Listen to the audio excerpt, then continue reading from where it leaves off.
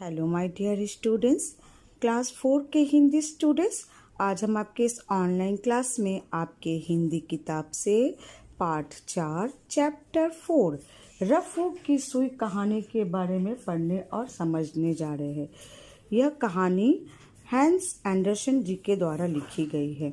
कहानी में रफू की सुई के गिनने एवं उसकी दुर्गति भरी यात्रा का अत्यंत रोचक वर्णन किया गया है। हम कहानी को शुरू करते हैं। एक समय में एक रफू की सुई थी जो अपने आप को इतना बारीक समझती थी कि उसे लगता था कि वह कढ़ाई की सुई है। ध्यान रखो और मुझे अच्छी तरह से पकड़ो, उसने उन उंगलियों से कहा जिन्होंने उसे बाहर निकाला था। मुझे गिराना मत, यदि मैं जमीन पर गिर गई तो फिर मिलूंगी नहीं, क्योंकि मैं बहुत बारीक जो हूँ। यह एक सुई की कहानी है जो कि रफू की सुई है। बच्चों, रफू की सुई किसे कहते हैं आपको पता है? ये फूल कढ़ाई के लिए जो सुई का उपयोग किया जाता है उसे कहते हैं रफू की सुई, ठीक है। और ये सुई काफ़ी बारीक यानी बहुत महीन होती है और इसीलिए इससे जब कार्य किया जाता है तो बड़ा ध्यान से किया जाता है। इसीलिए यह सुई भी कहती है जो उन उंगलियों से जो उसके द्वारा काम करते हैं कि मुझे बड़े ध्यान से पकड़ो, कहीं मैं ज़मीन में अगर गिर जाऊंगी तो मैं नहीं मिलूंगी, क्योंकि मैं बहुत ही बारीक और महीन हूँ। हो सकता है, उंगलियों ने कहा और उसे चारों ओर से दबाकर पकड़ लिया। देखो, मैं एक ट्रेन के साथ आ रही हूँ, सुई ने कहा और अपने पीछे लंबा धागा लेकर आई, लेकिन धागे में गांठ नहीं थी। उंगलियां सुई को बावर्चिन के उन चप्पलों के पास लाई जिनका ऊपर का चमड़ा फट गया था और उसे ठीक से पहले जैसा सिला जाना था। यह बहुत गंदा काम है, सुई ने कहा। मैं इसमें से नहीं निकल सकती। मैं टूट रही हूँ, मैं टूट रही हूँ, मैं टूट रही हूँ। और वह सचमुच टूट गई। क्या मैंने गलत कहा था? सुई बोली, मैं बहुत बारीक हूँ। अब रफू की सुई तो बारीक थी और उस सुई से अगर आप चप्पलों को ठीक किया जाए यानी चमड़ा का जिनिस, तो वो सुई तो टूट जाएगी।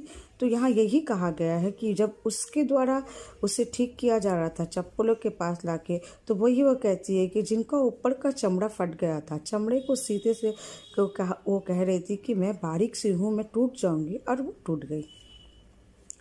अब यह एकदम बेकार हो गई है, उंगलियों ने कहा, लेकिन उन्हें उसी तरह पकड़े रहना पड़ा, क्योंकि बावर्ची ने उस पर थोड़ी लाक लगाकर उससे अपना रुमाल अपने सामने की तरफ टांक लिया। तो अब मैं एक रुमाल लगाने की सजावटी पिन बन गई हूँ, सुई बोली। मुझे मालूम था कि मेरा आदर किया जाएगा।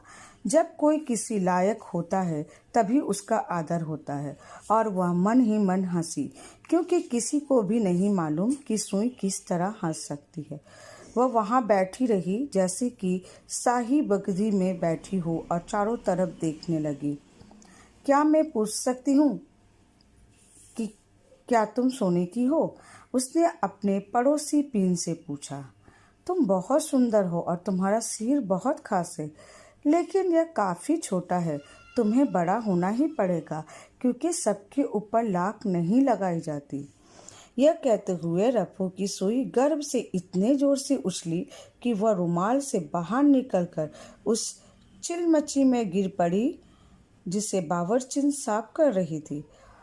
अब हम एक यात्रा पर जा रहे हैं, सुई बोली। यदि मैं खोई नहीं तो, लेकिन वह सचमुच खो गई। जब वह एक नाले में पड़ी थी, उसे लगा कि मैं इस दुनिया के लिए बहुत छोटी हूँ, लेकिन मैं जानती हूँ कि मैं कौन हूँ, और यही एक खास बात है। रफू की सुई ने अपने पड़ोसी पीन से कहा कि तुम बहुत सुंदर हो, बहुत खास हो, लेकिन काफ़ी छोटी हो, ठीक है। तुम्हें बड़ा होना पड़ेगा, क्योंकि सबके ऊपर लाक नहीं लगाई जाती। और यही कहते कहते रफू की सुई अपने ऊपर गर्व अहंकार कर रही थी, और करके इतनी जोर से कि वो उछली कि वह रुमाल से बाहर निकल गई और चिलमची में गिर पड़ी, और जिसके द्वारा बावर्ची ने उसे फेंक दिया और वो नाले में जाकर गिर गई, ठीक है। उसने कहा कि अब मेरा एक नया यात्रा शुरू हो रहा है, क्योंकि वो नाले में गिर चुकी थी, इसलिए वो कह रही कि मेरा एक नया यात्रा शुरू हो रहा है। इस तरह रफ़ू की सुई ने अपना गर्व बनाए रखा और अपनी हंसी मजाक की आदत भी नहीं छोड़ी। उसके ऊपर से तरह तरह की चीज़ें तैर कर निकल गई, घास, टुकड़े और पुराने अखबारों के टुकड़े। देखो वो कैसे तैर रहे हैं, सुई ने अपने आप से कहा। उन्हें नहीं मालूम उनके नीचे क्या है। मैं यहाँ हूँ, मैं यहाँ जमी रहूँगी। देखो एक लकड़ी का टुकड़ा सिर्फ अपने बारे में सोचता हुआ जा रहा है कि मैं एक लकड़ी का टुकड़ा हूँ। अब एक घास का टुकड़ा जा रहा है, वह किस तरह पलट रहा है, वह किस तरह चक्कर खा रहा है। केवल अपने बारे में मत सोचो, तुम पत्थर से टकरा सकते हो। अब एक अखबार का टुकड़ा जा रहा है, उस पर जो लिखा था वह तो कब का धुल चुका है, लेकिन अभी भी वह अपने आप को बहुत कुछ समझ रहा है। मैं यहाँ चुपचाप धैर्य से बैठी हूँ। मुझे मालूम है कि मैं कौन हूँ और मैं वही रहूँगी जो मैं हूँ। ये रप्पू की सुई अपने आप से बातें कहती है कि जब वो नाले में रहती है तो वो बहुत कुछ देखती है। कितने सारे टुकड़े यहाँ दिया गया है, लकड़ी का टुकड़ा देखती है, फिर वो बोले कि घास का टुकड़ा, उसके बाद वो अखबार का टुकड़ा। तो यहाँ पर वो ये कह रही है कि मैंने कितने सारे टुकड़ों को देखा और सबका अपना अपना ये था कि वो घास का टुकड़ा एक तरफ जा रहा था, ठीक है, लकड़ी का टुकड़ा अपने बारे में सोचता हुआ जा रहा था, घास का टुकड़ा जा रहा था। और कह रही है वो कि वह किस तरह चक्कर खा रहा है। केवल अपने बारे में मत सोचो, वो कहती है कि वो सब अपने बारे में सोच रहे, पत्थर से टकरा सकते, तुम पत्थर से टकरा सकते हो अपने बारे में। फिर एक अखबार का टुकड़ा जा रहा था जिस पर जो लिखा था वो तो कब का धुल चुका था। वो ये सब बातें कह रही है। एक दिन उसके बिल्कुल पास कुछ आया जो अद्भुत रूप से चमक रहा था। सुई को लगा कि वह हीरा है, लेकिन वह टूटी बोतल का एक टुकड़ा था। वह चमक रहा था, इसलिए सुई ने उससे बातें की और रुमाल लगाने की सजावटी पिन कहकर अपना परिचय दिया। मुझे लगता है कि तुम हीरा हो, उसने कहा। क्यों? हाँ, करीब करीब वैसा ही है। और फिर दोनों ने एक दूसरे